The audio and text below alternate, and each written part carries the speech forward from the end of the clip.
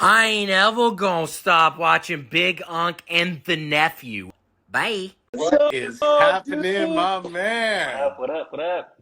We are in the shed. I'm living. I'm loving it too. I've been looking forward to hanging out with you guys all day. I've been waiting for this too, man. I'm super excited. Those of you guys that don't understand, this is a boy in a grill, the Traeger Viking, a dude in a shed. How are you doing? Oh man, it's been like Christmas today. Felt that way, dude. The last I hung out with you guys was at the Big Onk Bash. That was like a dream come true, man. That was like barbecue Oh, Disneyland back there, you guys. we try to make sure we have a good time, man. Well, I'm really glad to have you on here. You guys that don't know, Zack is from Salt Lake City, Utah. He's out there crushing it. He's got a beautiful family, grilling, cooking, having a good time, reading a lot of great books.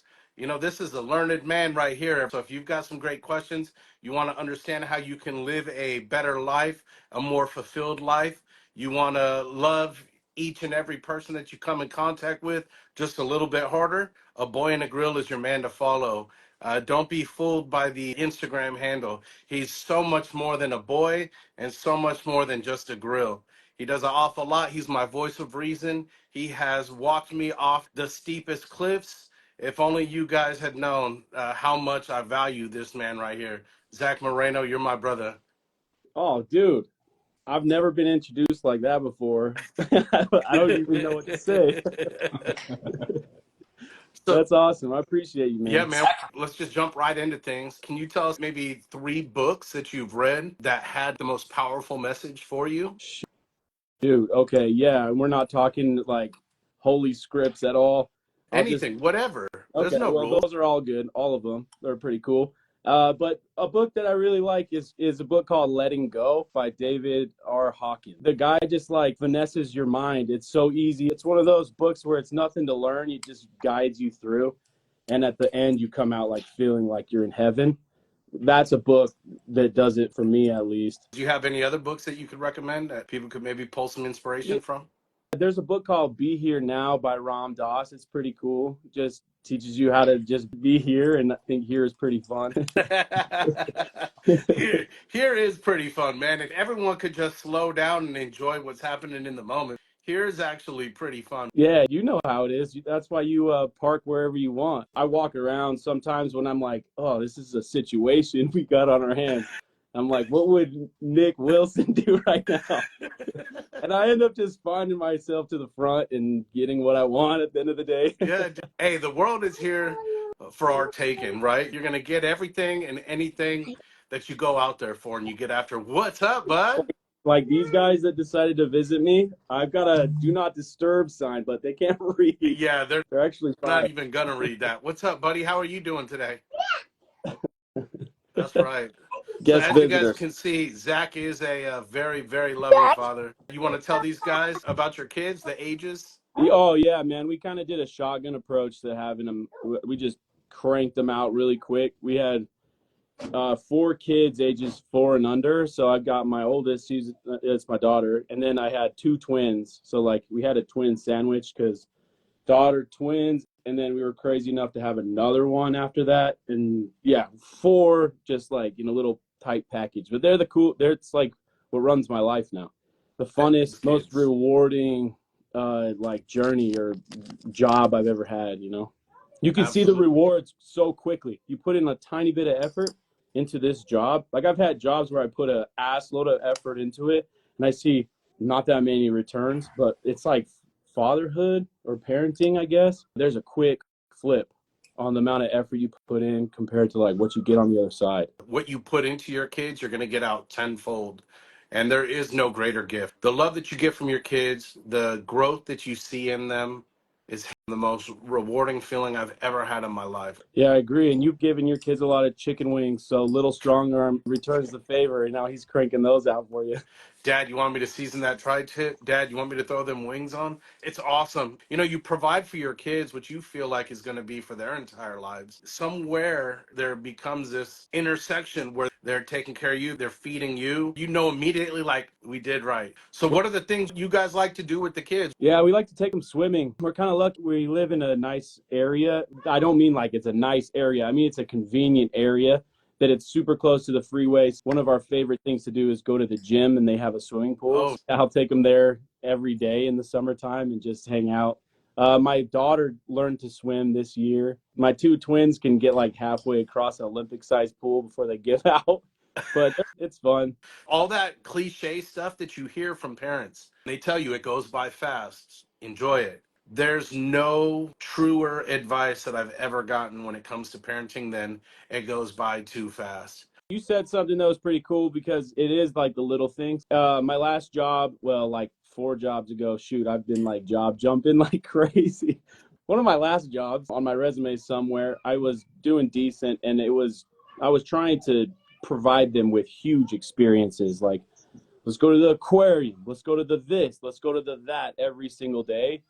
And really, I was just like exhausting myself and wearing out my wheels because I mean, I got fired. So I got fired from that job, and I've been trying to find my ground ever since. But it's been a huge blessing, man, because it's revealed like the simple things that my kids actually wanted to do, which is we have a field out front, and they just like to run around and kick a soccer ball.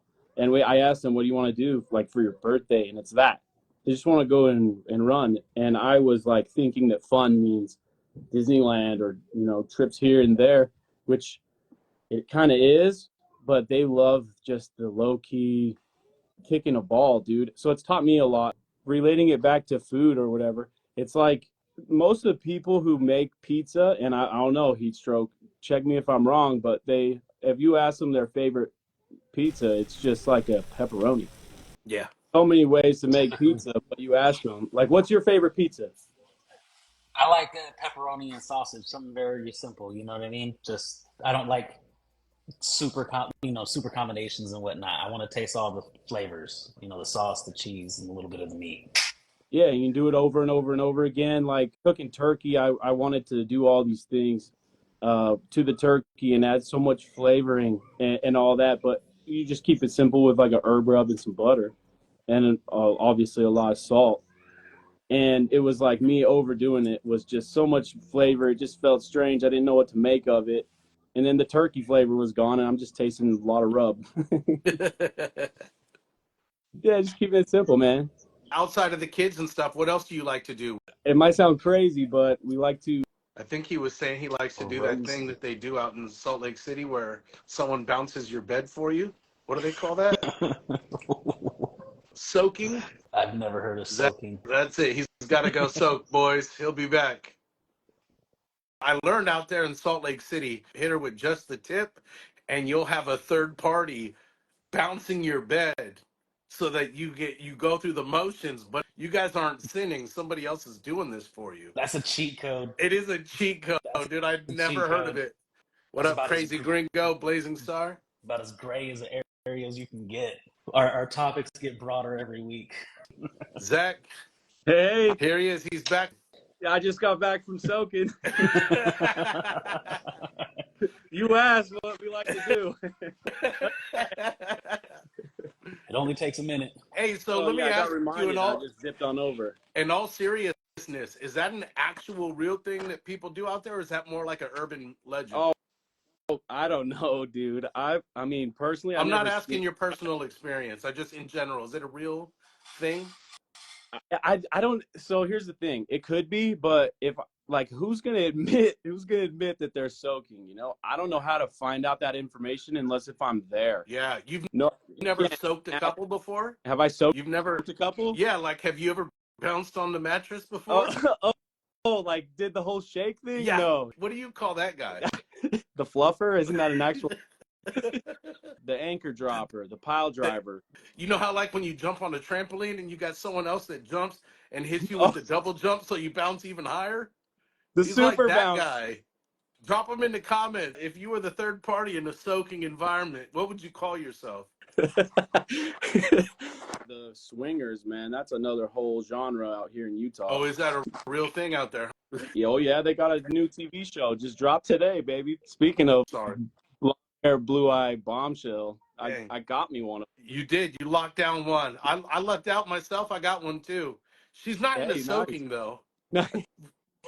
Well, neither's my wife. You've gone through a lot of cool experiences outside of the soak, and obviously you haven't tried that out yet. But what are some of the other things you like to do up there in Salt Lake? See, the Traeger headquarters is out there, so you've got to take part in several of those events, right?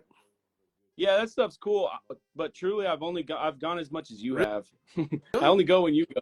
Yeah, it's not like a stomping grounds, or like a meeting place. Yeah, Yeah, yeah. that would be a cool if they opened up the patio or something. Like imagine that, just a place where people can come hang out, talk barbecue, and just chill all day. That'd be pretty fun.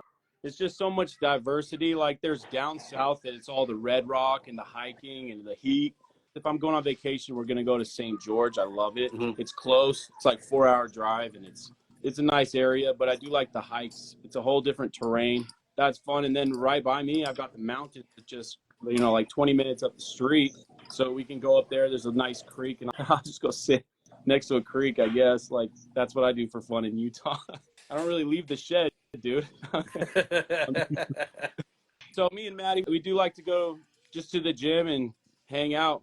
We love that gym, dude. Lifetime, it's just right down the street, and there's everything to do there. So we'll just go have like a little spa day, hang out, play games.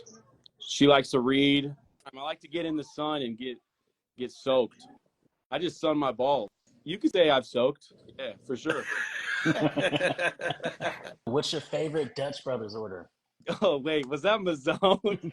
Because Yeah, Mazone got me hooked on that one. It was the Kokomo. So I'll get a large hot Kokomo. That's it. I'm down for that. Next question is, do you have a whole hog coming soon? Yeah, you want to see it? Ooh. I'm just kidding.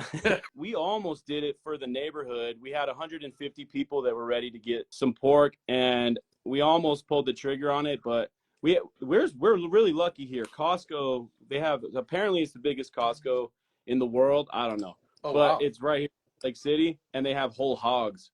So they can just zip down there and get them. They're frozen, but that was the problem is that they were too frozen. The thawing process takes a little bit of time, and I got to give it some love there, so we couldn't make it happen.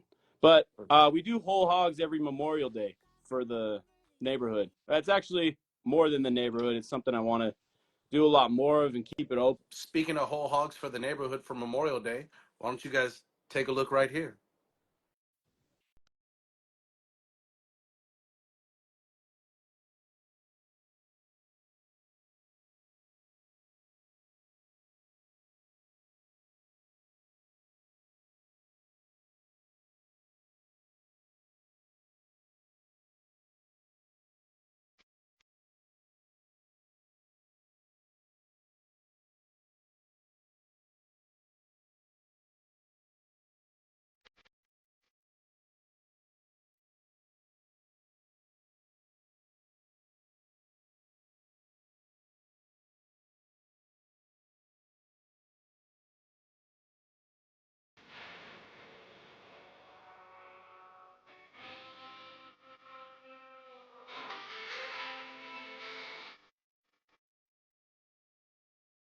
I'm gonna handle that in the edit. Okay, sweet. I was looking, dude. I'm The like, what does he got? CGI. Yeah. What's your wife's favorite thing that you cook? She likes let's see. It's mostly beef. So she really likes tri-tip. She likes picanha, is probably her favorite. But we like to do a reverse sear. So we reverse sear it all, smoke it on the Traeger, and then I'll just sear it on the other Traeger thing, the flat rock. That's nice and easy. That's probably her favorite. There Or you go. eggs. What's the ideal way to serve up some steak? What I like to do is put it on the hi buddy. I like to put it on a cutting board Hmm. and just chop it all up. Like everything that I've got for the meal, I'll just put it on a cutting board, chop it, and then just get in there with your hands, community style. I actually was a sneakerhead. I don't know if you knew that about me. I was on the sneakers app. I was on all these different apps, buying and selling and flipping and getting them off the drop, exclusive access, Travis Scott, One Lows, like all these things. I was No getting way. them. Yeah, I was really into the scene. And then what? And then I don't. Something snapped in my head where my my feet weren't feeling normal. I was in a big funk, and I just kicked the shoes off and read some stuff about it, and I just started to open up my foot, and I could feel just like the benefit that it had on my legs and my posture. And I was like, what am I doing stuffing my meat, like my feet, to into these little tubes? What am I, like, what could I potentially be messing up? So I just kicked the habit. I stopped buying the shoes, and then little by little, I just stopped wearing the shoes, and then I sold them all. So now I've got my Merry Christmas. Let's see, they're the Air Max 90s with the fuzzy inside. They're like my No little shit. Christmas stockings. Yeah, I like to wear The those. Air Griswolds, bro. Yes, I like to wear those the whole month of December. And I'm not rocking the piggies out in the public in December because it's cold as hell over here. I'll be frozen. So I got to keep them warm. So you guys that don't know, Zach walks around barefoot everywhere. If you have a party, he's coming over and he's going to be barefoot. If you're going to go out to Top Golf and play some golf out there, Zach's showing up barefoot. Liberating. Get them in some grass and just let it tickle you a little bit. Dude, I'm a little bit of a germaphobe, so walking around barefoot a lot of places, my germ radar just keeps pinging. You know what I mean? The whole time. Porta potties. I can't do it in a porta potty. I did have to hit you up though. I That's right. brought that up. Yeah, we were out camping and some dude came in, and he walked straight into the porta potty barefoot, and it immediately made me hit you up and ask you, "Hey, man, do you go barefoot in a porta potty too?" And what did I say? More than once, I think was his answer. Yeah, I think so. Like I wouldn't wear them to work for a while, and I think that's maybe what got me fired. I don't know. But that's when I started. Did they ever comment to you about not wearing shoes at work? Dude, everywhere I go, it's commented on. Dude, I had to infiltrate the corporate world with my barefootedness. What I mean by that is I had to go to Costco and make friends with the greeters so that they'll let me in. You know, you just pay them off with like a little smile or something, and not like actually pay them off, but you know what I mean. Yeah. Just Wilson it. And then you can park wherever you want, dude. Listen, being barefoot anywhere and everywhere you go is a park where you want kind of moment. What is your go-to road trip snacks? Dude, great question.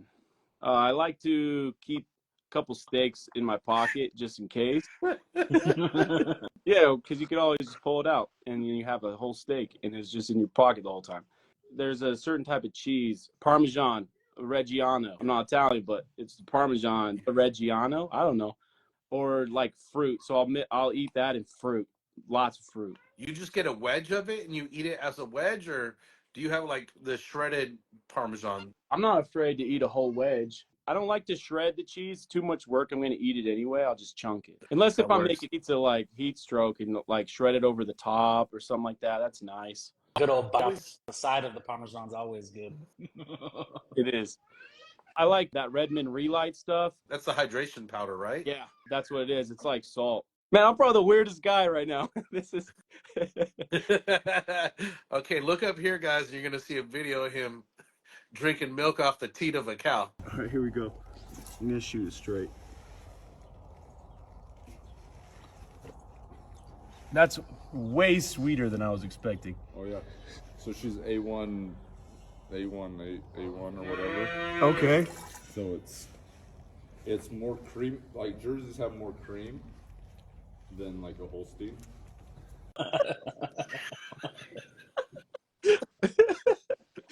Hey, so it did taste sweeter than you had imagined, though, yeah? Yeah, it was so good. I thought that maybe it had to sit for a minute, but I mean, it was hot and like it was some steamy milk straight from the teat. Yeah, if you crank it right into the bucket, you'll see like steam coming off. 2 hours later. Instagram didn't like us talking about warm milk off the teat. Kicked us out immediately. Bro, as soon as you brought up warm milk off the teat, Instagram kicked us off. Yeah, just a quick soak sesh. And here we go. Just to pick up where we left off, we were talking about guzzling warm milk off the teat. That's right. What was that like? Where was that at? Oh, yeah, back to that. It was at one of my friend's farms. I really would like to ranch. It seems like something I'd really like to get into. So the dude had me over and he just kind of gave me the runaround at his ranch and how things worked. Showed me the cows, showed me how to like run chickens. He's got meat rabbits that he does. He's got rabbits that he sells for the fur. He's got some pigs back there, but his thing was horses. It was so fun. I spent the whole day out with him. His Instagram is JJKade, JJKADE. Incredible guy. He's going to start a dude ranch here in a minute and help people like me who want to get into it. I didn't know how to get into it. And he brought me over there and sent me home with a whole gallon of the milk. Is that what a dude ranch is? People come on that are unfamiliar with farming and they learn how to farm? I think so. I don't know. You guys remember that old show on Nickelodeon? I think it was called Hey Dude, where they was on a dude ranch and it was all the kids on a ranch. No? Nick, did you see that? I want to say it sounds oddly familiar. Yeah, was that called Hey Dude? I think it I'm looking was. it up. Yeah. Yeah, hey, dude. Speaking of which, what were some of your favorite TV shows growing up? I was a Nickelodeon guy, like SpongeBob. I Yeah? grew up in SpongeBob was my go-to. There he is. You have every tattoo. If I make a movie reference, you got it on your inner thigh or something. Yeah, that's very true. It's all worth it. So we got SpongeBob, a lot of Nickelodeon stuff. Were you a TGIF kid or was TGIF gone? Honestly, I didn't do a lot of TV. I don't think we grew up with TV. We had some DVDs. Like that's how I watched SpongeBob. And then we had video games. Me and my brothers, I'm the oldest of 5 siblings, and we just did video games like all the time. What was your favorite video game? Oh, it's always shooters. Shooters, so like Halo. Okay. Call of Duty.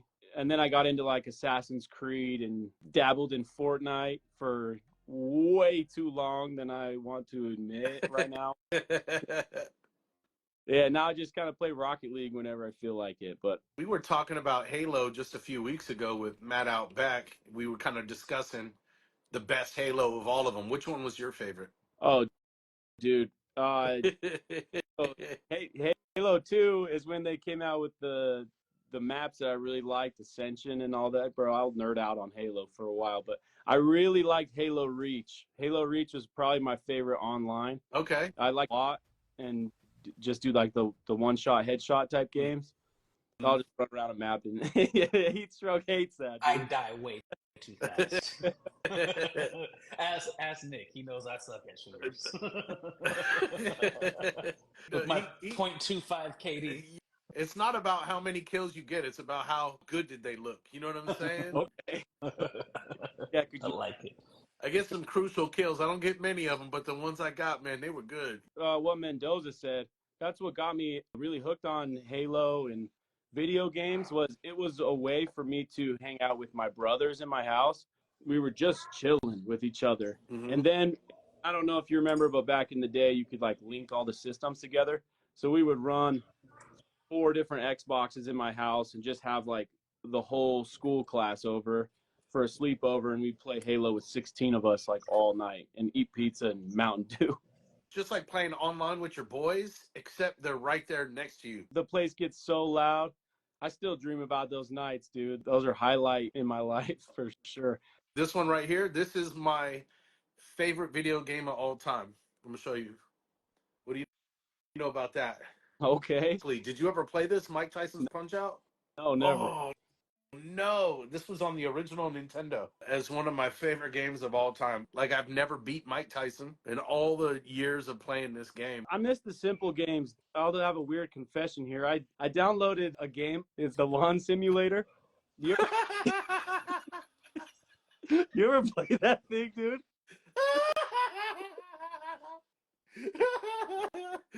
You just trying to go stand in that shit barefoot, huh? If I'm not dipping my toes in the grass, I'm playing the game. It feels like it at least. Oh, that's funny. All right, so lawn simulator. What do you grow a lawn? You make a company, which mine was mowing grass and plowing ass. And then you like upgrade your unit, so you get like a John Deere or something like that, like a rider. Yeah. And then I'm not even trying to talk about this game, but it's the most complicated ass video game I've ever played, and it's mowing lawns. Like that. You said Mike Tyson was simple, and I just immediately went to the most complicated game I've ever played. Was that a computer game or something, or is that on a console? Yeah, dude. Damn, I've never seen that on an Xbox. Lawn simulator? Yeah, I don't know if you need to. I don't know if you need to. Like my Instagram algorithm, it'll show up with some lawn stripes. I love those things. They're so satisfying. When someone like mows a good lawn and it crisscross applesauce or it looks like a fresh baked pie or something, that's just like effort that I don't want to put into my lawn. So I appreciate it. Like, wow, this guy really went above and beyond for this, and it's cool. Danny, I see you just dropped that code. If any of you guys got Mike Tyson's Punch Out, that's your code to join up and fight Mike Tyson. Still get your ass whooped, though. Your days seem pretty chill and positive. What kind of affirmations do you tell yourself when your days aren't going that good? Wow. I don't know about affirmations that I tell myself. Like I don't really actively tell myself stuff, but I try to learn what I'm being taught. So if my day is just not good, then I ask myself, why am I associating this day with not being good? What lesson do I need to learn to love this situation a little bit harder? What part of my perspective just needs a little love injection? And then I go approach it that way. And then it seems like all the negative emotions that I could be feeling are just teachers trying to teach me something. And it's trying to tell me something like my body's some sort of dashboard, or like I have an alarm or a light that goes off and I just need to pay attention to it. So if something's bad, instead of trying to run away from it and letting the wound fester, I just tend to it and love it. Are you hard off of a sativa or an indica right now? Was that some hippie shit I just went off on? You love to cook. You love to feed your family. Even more so, you love to feed your community. Are there any like cooks that you haven't done yet, but you're looking forward to doing? Not as far as like a recipe I want to keep doing. Pork is just easy to cook for a lot of people, you know. But back in the day, you can go through my Instagram and find out when I was trying really hard to cook for a certain person, and I'm still salty about it. But when Donovan Mitchell was here in Utah, before he won like the rookie, you know, or he didn't win that. Didn't mean to stab him, but the but before he won the dunk contest and he like extremely blew up in popularity, I would tag him in every single post that I would make, like, Donovan Mitchell, when are you going to come eat? It didn't work, but that's just the first guy that came to my mind. But I just want to expand like my thoughts of what my neighborhood is and look for more people who I consider as neighbors. What's like your biggest takeaway that you have after a successful event? Let's say you're done cooking, you're done serving, but all the kids are out there playing, all the neighbors are out there mingling, and you just have like a second of that downtime when you're sitting there and like absorbing everything. What are the things that you're telling yourself in that moment? I'm enjoying it because in my head there's nothing that I can say or do, or like even invitations I can put out to get people from all different walks of life to just congregate. There's nothing that I can, like, there's not a message that I have that can get people to show up. So I see it as like a massive success where if I'm going to cook, then the community is going to happen because people are going to show up for the food, and then other things are just going to sprout from that. If I can find a Mormon woman to soak with. Relationships have happened. Like there's networking, business transactions, whatever. It's not for that, but it's just because I love to have people there and see connections happen. And then I see my friends, their best friends that they have in our neighborhood came from a Memorial Day party, which we didn't know anybody, especially because we moved into this neighborhood when COVID just struck. So no one was out and about greeting people. Everyone was tucked away. I didn't know anybody for over a year in here. So it was like let's get together, and I can't love you unless if I know you. So I need to find out a way to get to know these people. So what's going through my head is just like, wow, it's magic just happened because people came together and there wasn't a reason for it other than they're just eating food. It's like a watering hole. Did you ever watch Lion King? No, sorry, it's the Jungle Book. The water truce. Yeah, that's what it feels like. Yeah, where the meat eaters will leave the herbivores alone. Then there's not like an ulterior motive behind the scenes. It's like we're here to eat, so That's what we're going to do. And whatever else you want to talk about, do, but there's no taking advantage of anybody. People don't come preloaded with that stuff. I love the barbecue scene because of that. Utah, you guys have a ton of cool people out there, a lot of people that are in the barbecue game, and you've had some of those folks show up. But what are some of the like the biggest takeaways you've had from the guy that lives up the street 4 doors down? Maybe he's not a big barbecue guy. For me, I don't know if I consider myself to be like, let me teach you how to cook.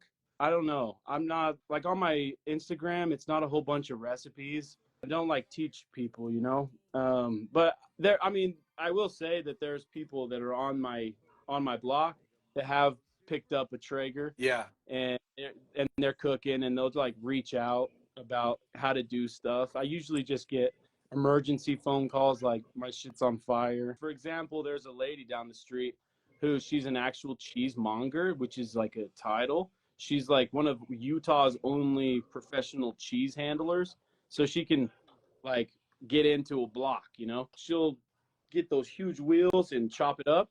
Anyway, every single time after I do like a party, she brings me some cheese. Yeah, and I've met some people who told me that they have, it's the times when I hear people say like, we didn't know anybody in the neighborhood, we didn't think we were going to be here too much longer. I'm so glad we met. Like there's a lot of stories like that where it makes me feel a little bit better, and it helps me be in my front yard a little bit stronger. Like I'll be in my front yard and say hi to people.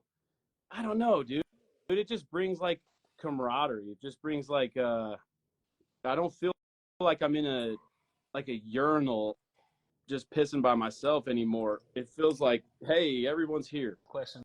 Any big goals for the rest of the year? My goal that I've just been focusing on right now is leaning into stepping into like more of the things that I really appreciate about barbecue. And lately that's been more ingredient focused. So trying to source quality ingredients locally. So I have like a huge drive right now to find local, people like an egg guy. I want an egg guy. I want dealers, bro. Like I want a meat dealer that I know and how he handles his business.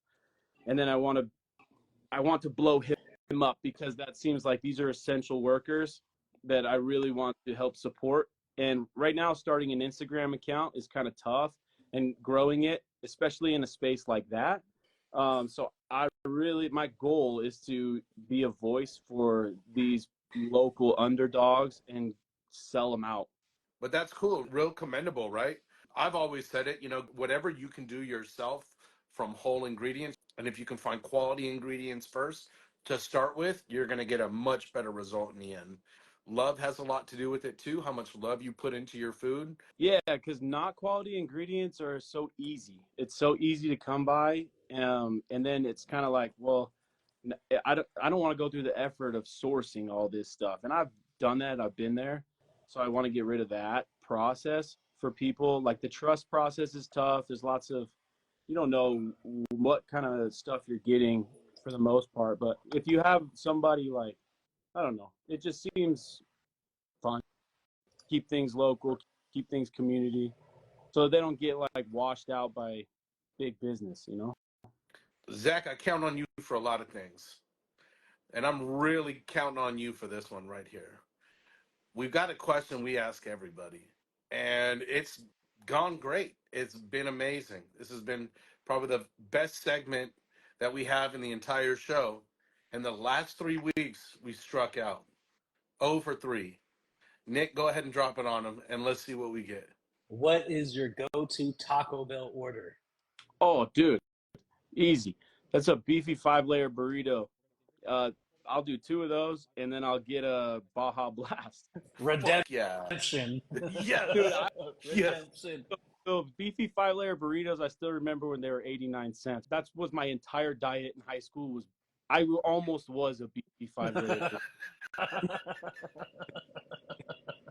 Oh, and they had that little cool thing where you could spin like the quarters and then win Cinnamon's twist. I forgot all about that. Yeah, dude. Do not tap, but we would always put like a thing on the bottom of the tee, so it said "Don't fap," and we thought it was so funny. Back in the day, you could go like after basketball, dude. We would go to the midnight crew, and the midnight crew was like the same crew, and you know their names. You knew who was running the mic, and it's be like, "Hey, what's up, Tony?" And then he'd be like, "Oh," and he would hook me up with whatever he didn't order or stuff.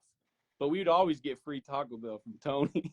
Did you ever work at a Taco Bell or a McDonald's or a fast food, anything like that? No, for like 3 months, I worked at a Texas Roadhouse. I only did it because my wife was working there, and she was like a 2-3 year vet, and I would walk out of there with my head hung low because she would get $200 a night, and I would walk out with $24. You were a waiter? Yeah, like for 3 months, I quit so fast. It was just not my thing. You see it with her, right? You're like, damn, this is what's possible. Better than I am, dude. It was so unfair advantage. You got to work on dolling yourself up, I suppose. She had way more boobs than me.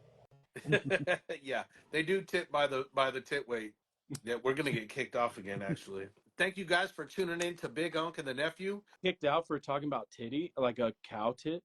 No, I don't think we did. I feel like we've talked about a lot worse than cow tits. Okay. But yeah, I think it was more the internet. But let's not let the truth get in the way of a good story. I'm going with cow titties. Cow titties sent us out of here. Love y'all.